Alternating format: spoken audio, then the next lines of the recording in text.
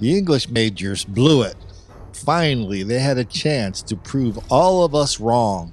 All of us who say studying English in college is a waste of time and won't help you do anything.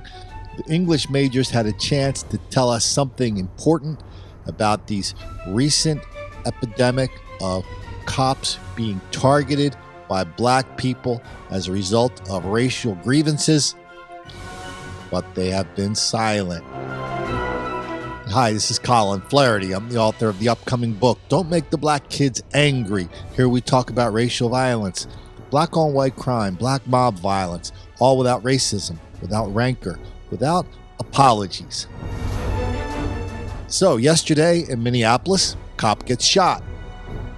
The chief of police there says, looks like it was a targeted kind of thing, an ambush kind of thing, not at him directly, but at police in general. Why don't we take a look at a couple of cases, recent cases, just reminders. Then I'm going to read you something, another reminder as to maybe what's behind it and why the English majors knew and they weren't telling us. So the guy they arrested in Minneapolis, his name is Andrew Neal. Of course, after he was arrested, the people in the neighborhood they were giving the usual excuses to the reporters, and one of them actually said, "Boy, I hope these kids get their lives together." Well, Andrew Neal's 43 years old. He's a career criminal, member of a street gang with ties to the Muslim religion of some one cult or one sect of it or another of it. You'll remember the next story from New Jersey from last year. Black guy goes into a pharmacy, robs beats up the security guard, steals his gun, goes outside and waits. When the cops show up, kills one, wounds another. It was turned out to be that was his intention all along. Ambush. Let's review the clip from his wife. And remember, this was his story that because Sean Bergen told the truth about it, he got fired. Oh no, he should have took more with him if that's the case. That's how I feel. That's God forgive me, but that's how I feel. If that's the case, he should have took more with him. If they was gonna stand over my husband and shoot him like a dog, he should have took all of them out, and that's how I feel. Angelique Campbell said repeatedly that her husband didn't go nearly far enough in a shooting rampage that killed rookie cop Melvin Santiago.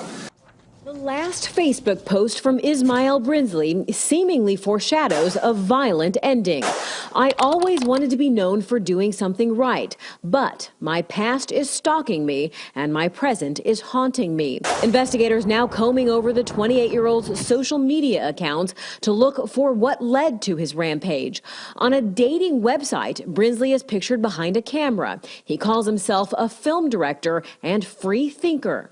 No indication of his criminal record in 3 states, arrested multiple times on theft, assault, and weapons charges. He was posting on Instagram just before that grisly New York ambush. A picture of his pant leg with bloodstains, a picture of a handgun, references to Michael Brown and Eric Garner, who died at the hands of police, and this clear threat. "They take one of ours, let's take 2 of theirs. #shoot the police." So in the last segment, we saw the posting on social media. I think it said, they take one of ours, we take 2 of theirs. That's what the killer said when he on social media before he killed the 2 cops. The English majors are a little quiet on this one, though I think some of them see something that is really eerily similar to that in a book that they probably read in college, a book you might have read in college. Let me read an excerpt or 2 from it, and then we'll tell you where it's from. So 2 guys are talking about a secret society. One guy explains how it works. The guy who's explaining, his name is Guitar. So Guitar says, "When a Negro child, Negro woman, or Negro man is killed by whites and nothing is done about it by their law and their courts, this society selects a similar victim at random, and they execute him or her in a similar manner if they can. The Negro was hanged, they hang. The Negro was burnt, they burn. Raped and murdered, they rape and murder if they can. They can't do it in the same manner, they do it any way they can, but they do it. They call themselves the 7 days."